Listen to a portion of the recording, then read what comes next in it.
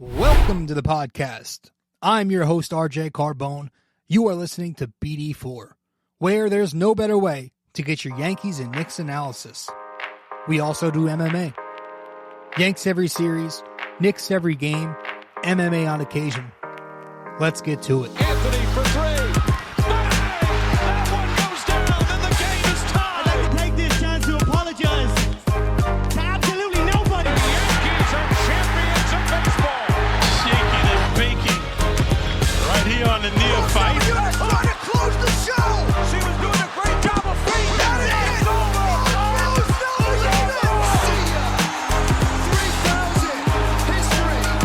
Coming up, so Katie, don't you regret not coming to the Knicks? Don't you regret not coming to the Knicks?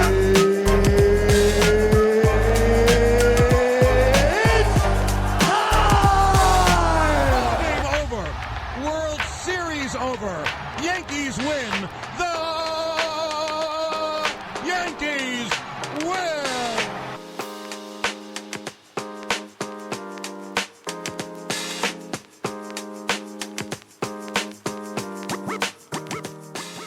Okay, welcome to the show.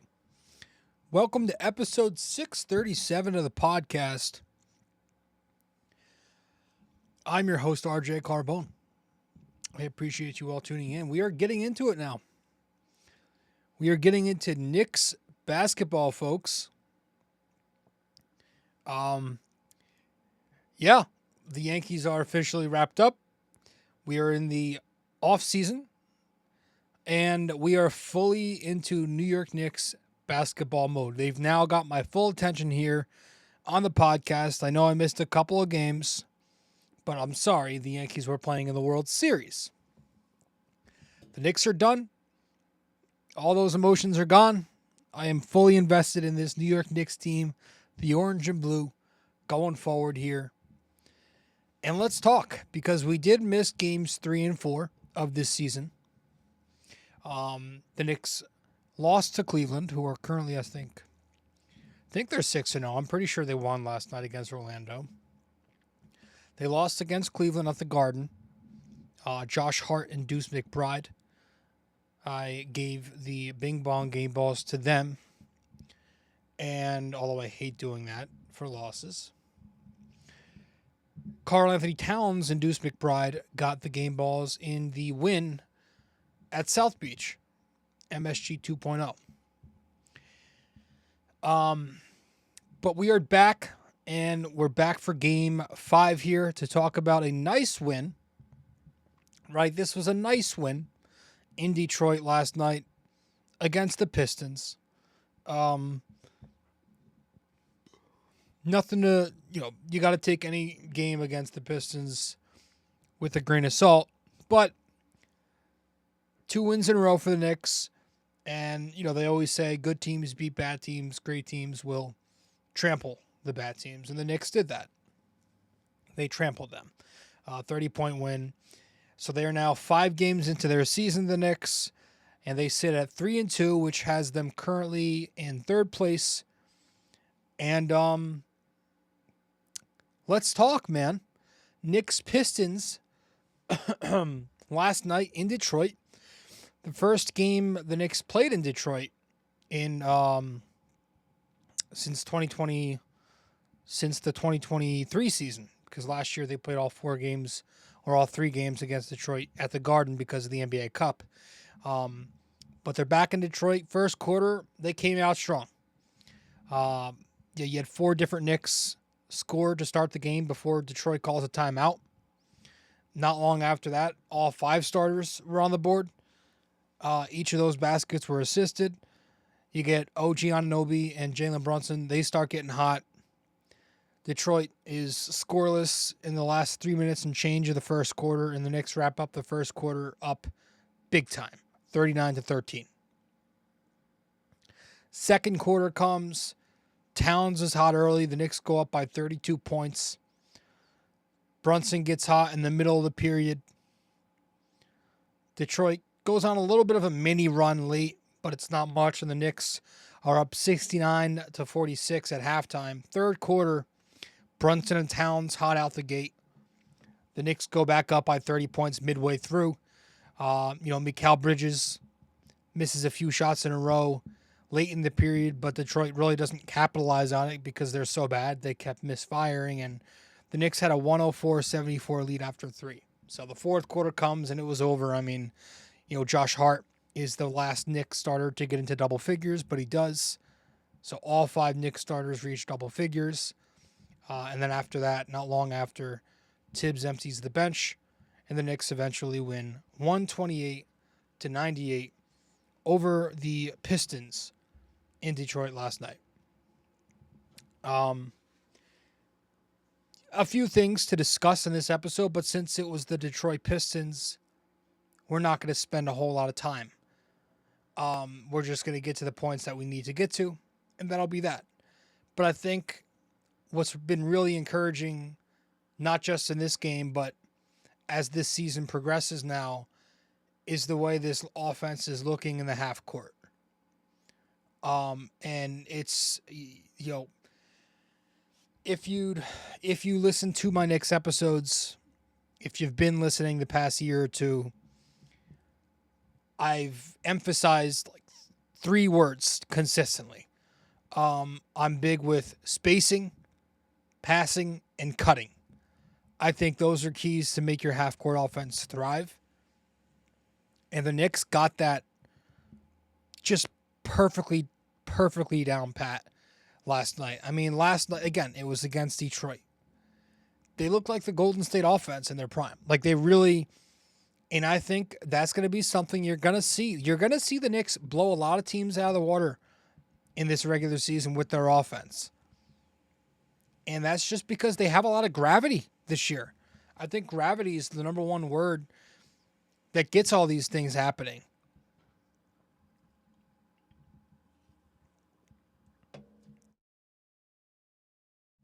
Karl Anthony Towns. Karl Anthony Towns is gravity. He has gravity as a scorer because he's a threat to shoot the ball from long range. Because he's got the ability to attack closeouts with his size and athleticism. Right? He's got gravity, which leads to open cuts into space. Bigs are going to have to come up to Towns when he's outside the arc. It's going to open up the lanes. It's going to lead to open shooters. Cat's going to draw 2 on the roll. He's going to draw 2 when he has the ball on the post. Guys are going to open up on the perimeter that way. So it's going to make life easier for Brunson, and it makes life easier for the other Knicks because Cat has scoring gravity. He's a threat. And I keep going back to this, but you replace Towns as your starting center with the guy who's been starting center for so long on this team, Mitchell Robinson. That's where you're going to see the day-night difference in this offense. Mitchell Robinson was a non-threat as a starting center. And even to a lesser degree, Isaiah Hartenstein, who could pass, but he didn't have that same scoring gravity. The Knicks have an all-time big man scorer out there for them now. I mean, that's just, it's going to be so important as we continue to see this offense just develop and grow chemistry. I mean, early in the first quarter last night, one of the first few possessions, Jalen Brunson gets a basket off of a blind pig set because of Cat's gravity. It starts with Mikal Bridges. He's got the ball in the high elbow. Towns and Brunson set weak side staggers for OG. That flows into a Towns pin down for Brunson. Ivy does a nice job, though, denying the ball on Brunson, and he stays attached to him off the screen. But Towns flashes to the top. Mikal hits Cat. And then Cat finds Brunson cutting into space with no help off the ball denial. That leads to a bucket. So that's, again, that Cat's gravity drew Ivy out of the paint, opens up that lane for Brunson. Middle of the first quarter, there was a possession where Brunson gets a basket. Mikal picks up his dribble at the nail. Brunson cuts from the right side wing with Beasley at his hips, and with Cat open at the top of the key, Jalen Duren comes up from the drop, and that opens up the lane for Brunson to cut into the paint and finish left hand off the glass. Just time and time again, Karl Anthony Towns' gravity is going to open up scoring opportunities. End of the second quarter with about 40-something seconds left, OG Anunoby scores a basket. Towns draws two off of the OG screen. Towns hits OG in the short roll. OG finishes at the basket. Two defenders coming up to defend Towns up top. Gives OG that roll. Early to mid-third quarter, Brunson gets a basket. Ivy's up top. He's on Brunson tight off the screen. That's on the left elbow. He's kind of top blocking him to induce a back cut. Brunson passes to Towns at the top of the key. Towns draws Jalen Duren up tight. That opens up the paint. So Towns hits a cutting Brunson with Cade and low man help. Basket. A minute and change later, maybe, Mikal Bridges gets a basket. Mikal spacing in the strong side corner. Towns sets a side screen for Brunson. Brunson hits Towns on the roll. Towns attacks. He draws help off the corner, which opens up Mikal. Cat passes to Mikal, and Mikal knocks down the three. It's just simple stuff that's going to open up scoring opportunities. The offense is already clicking on all cylinders. It took a couple of games, but it's you can see the potential here, man. This is why I was excited. Because with five guys who can shoot, the Knicks are able to consistently cut into space. And when you have guys who are willing cutters, and when you also have guys who are willing passers, that equals excellent offense. And you didn't get a lot of that last year, especially with the first half Knicks, where you had Randall on the roster, RJ Barrett, and Quickly were still here. Those three guys are not extremely active off the ball. Those are guys who need the ball.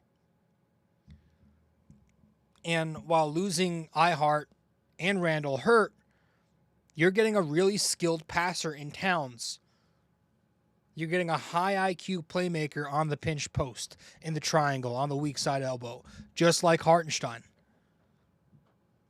But he's a guy who can make quick reads on the defense to hit guys off down screens. He can make quick reads to hit Brunson off relocations and back cuts, just like Randall had. Right? You had a possession where Towns found Brunson off the ball to start the first half, and you had the same thing happen to start the second half.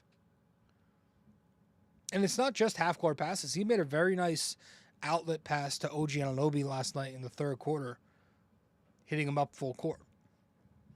And it goes the other way, too, for these guys. The other Knicks on the team are going to open up the floor for Karl Anthony Towns. Very early in the third quarter, Towns gets a basket with 4-out spacing. It's a Brunson-Towns pick and roll with Josh Hart one pass over. Hart cuts into space in the dunker spot on the right side, which allows Brunson to dribble into the space Hart was in. Brunson draws the help off of Towns, and then he hits Towns on the opposite elbow. And with Duren helping on the Brunson, he's forced into a long closeout onto Towns.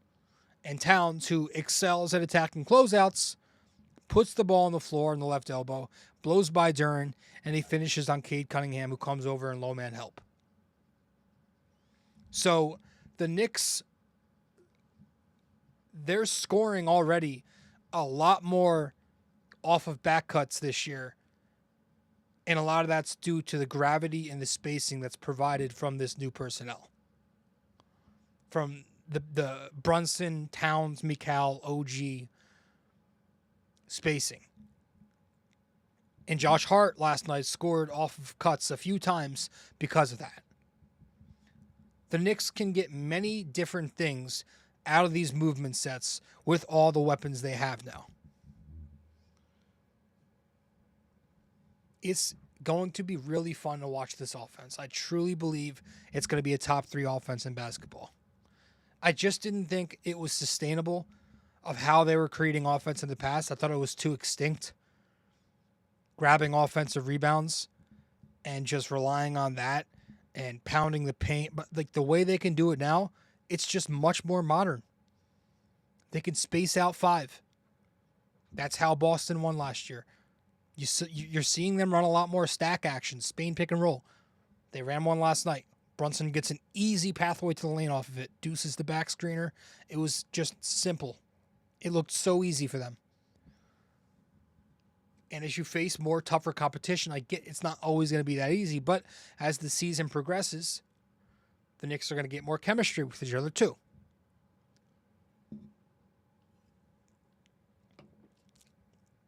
Anyways, offensively, they were fantastic. I want to head to break, and then we'll hand out a game ball. Stay with us. Hey there, thanks for listening in so far. If you enjoy this episode, please give us a 5-star rating and review on Apple Podcasts. And if you're on YouTube, don't forget to like, comment, and subscribe. Thanks so much.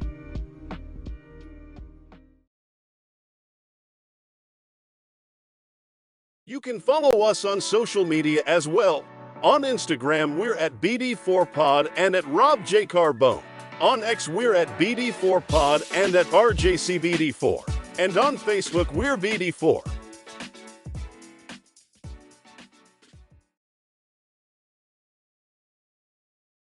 If you're interested in our website, just go to www.bd4blog.com. You can subscribe to our blog on there right on the front page. Just like on the podcast, we cover Yankees, Knicks, and MMA. Also on our website are the links to the different platforms for the podcast. Thanks so much.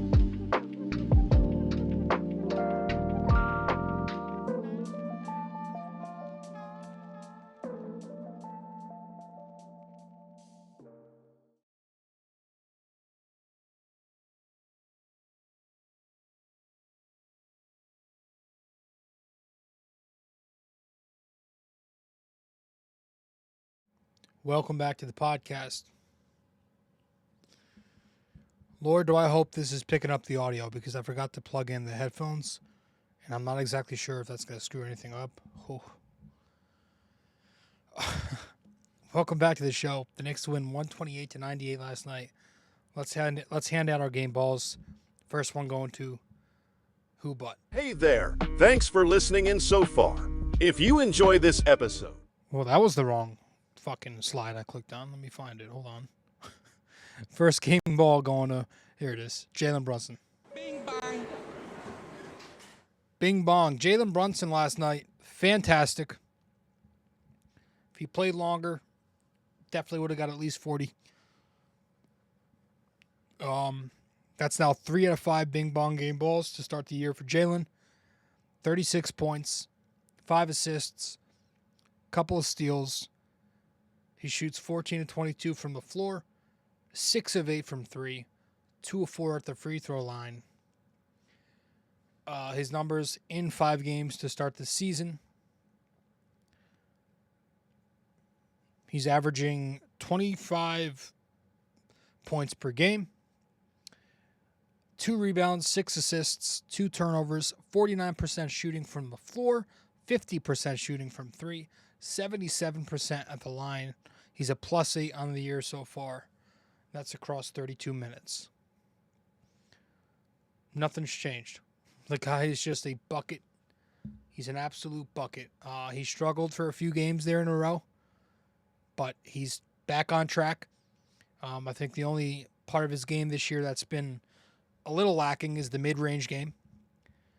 But obviously that's going to be due for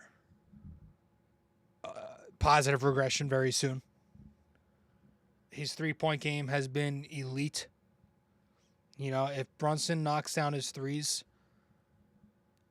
it's just going to make this Knick offense more unguardable because it's just one more coverage that the defense has to think about off the pick and roll. You can't just tag the roll.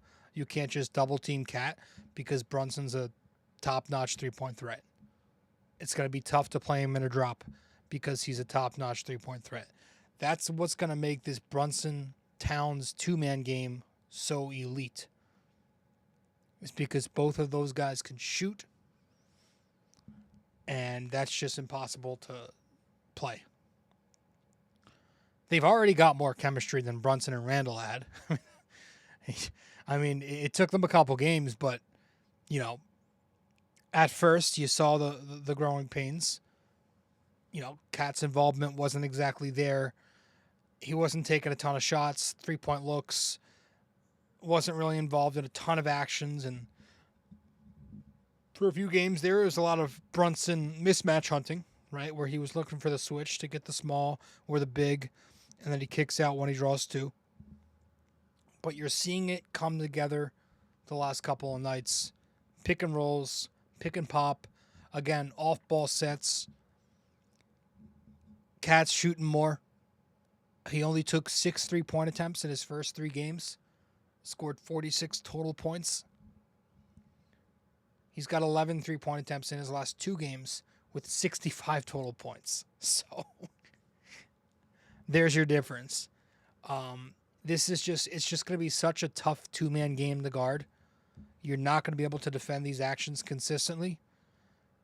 Because again, if you help on the roll, Brunson's going to be open.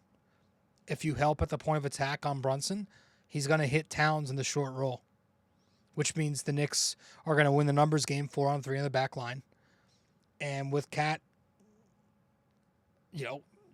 7 foot, 200 whatever, that's just a complete size mismatch. He's overpowering. He overpowered Stort and Duran last night with his size. If you play in a drop coverage, Brunson will hit that 3 on you. It's just the pick and pop, the pick and roll. It's something the Knicks are going to have to spam. Tibbs is going to have to spam this action going forward because it's really lethal. So that continues to improve. Let's go back to the bench. You can follow us on social media as well. I keep hitting the wrong fucking button. Let's go back to the bench. Bing bang. Here we go. And let's hand out a game ball to Deuce McBride. 5 out of 5 game balls on the year. Every single time he's gotten the game ball from off the bench.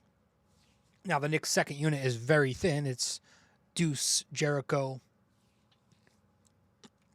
and Campaign.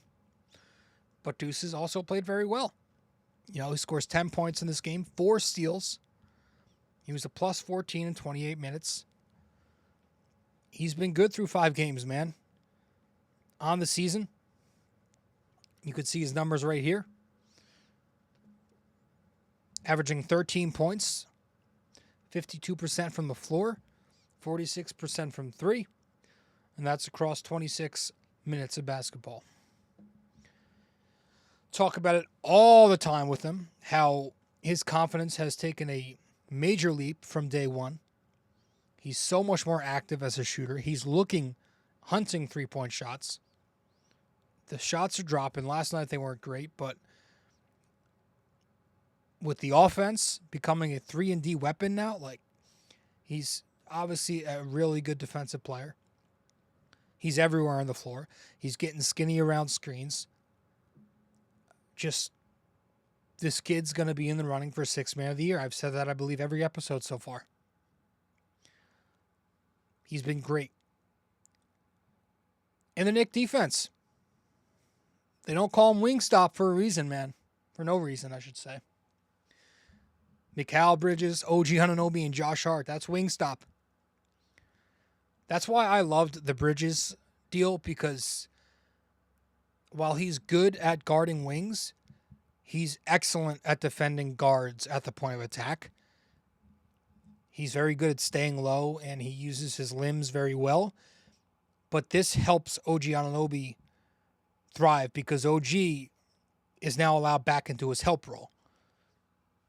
He can roam on the back line in low man help if he has to. He's a guy who you saw last night bringing gap help, disrupting the lanes. He's going to pressure the ball. I mean, he's diving at the ball with both hands. How many times do you see him dive on the floor with both hands? He's just so active. And you always got to think about him. It's a mental thing. You're consistently thinking about where is OG. He's going to fly in and pick this pass off.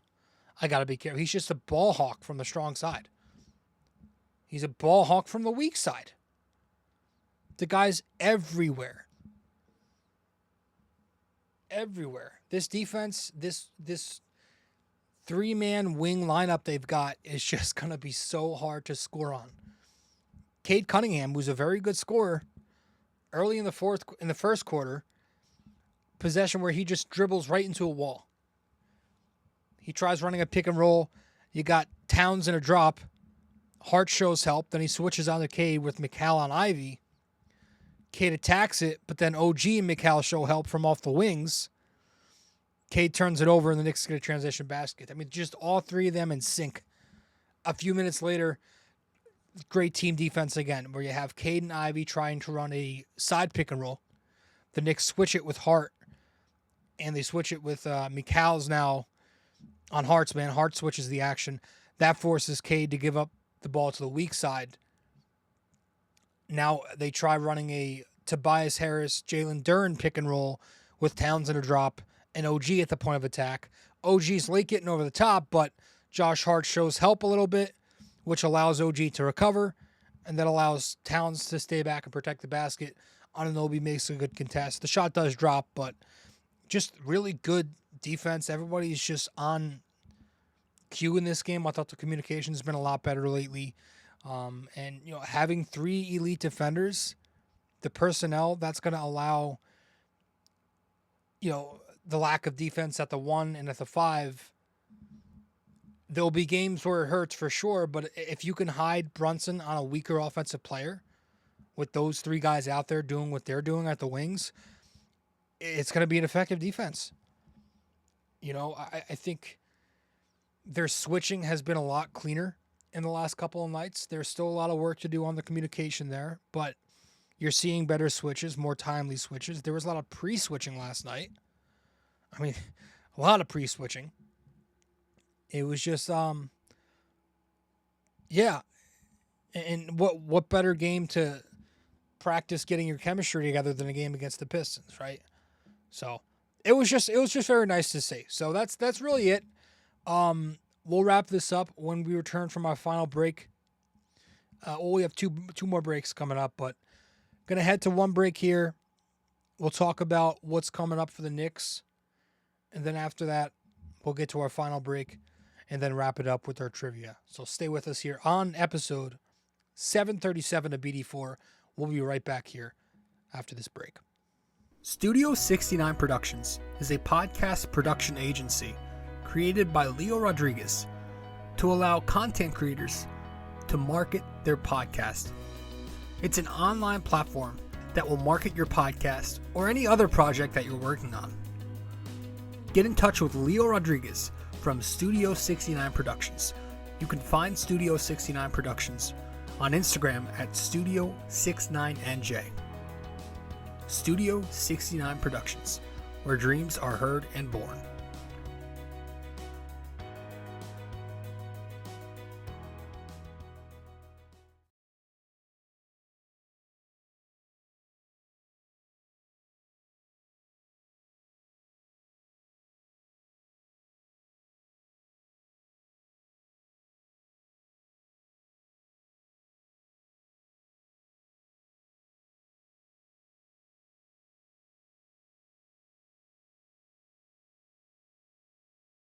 All right, welcome back to the show. Episode 737 of the podcast. The Knicks win 128-98 over Detroit. Next up, they got Houston. The Rockets come up on Monday night. So as I'm recording, it's Saturday night. The Knicks have the Rockets on Monday in Houston at 9:45 p.m. here on the East Coast. I don't know what the hell that's about. 2 3/4 day off. Like 2.5 days off, and it's like 6 games into the year. Yeah. But, Houston was a solid young team last year. They made a run. They're so far 3-2 this year, just like the Knicks.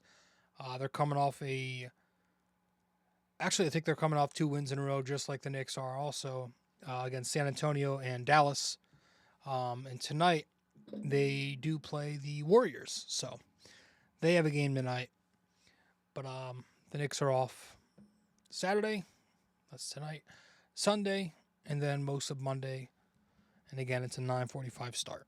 So that should be a win for them. And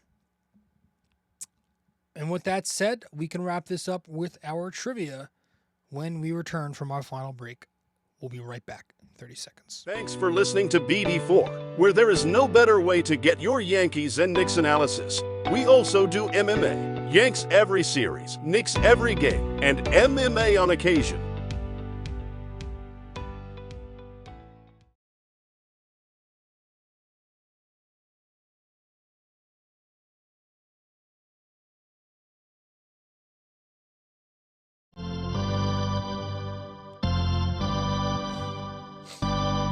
Okay. So for this episode, this was if you watched the game last night, this was often said on the telecast, so you might know the answer. But for this episode, our trivia question in episode 737 here, Knicks starters have each scored in double figures for 4 straight games. When was the last time that happened? Knicks starters have scored in double figures for 4 straight games. Have each scored in double figures for 4 straight games. When was the last time that happened? One final time. Knicks starters have each scored in double figures for 4 straight games. When was the last time that happened? So that's it, everybody. I appreciate you all tuning in. Episode 737 is in the books. The Knicks punished the Pistons in Detroit. Quick episode, not much to talk about. It's the Pistons. I think they're 1-4. So let's see what happens next. Hopefully the Knicks can go and beat the Rockets. And then they have one more game on the road before they head back home. So I'll see you in the next show. Thanks, everybody, for tuning in. Appreciate it as always. This episode was brought to you by Anchor. Hey there! If you stayed the entire way through, we thank you immensely for it. We hope you enjoyed this podcast and that you come back for the next episode real soon. Don't forget to like, subscribe, comment, download these episodes, and share them with your friends as well. BD4 is a 5-star podcast simply because of you. And we'd like to keep it that way. Have a wonderful day. Go Yankees and go Knicks!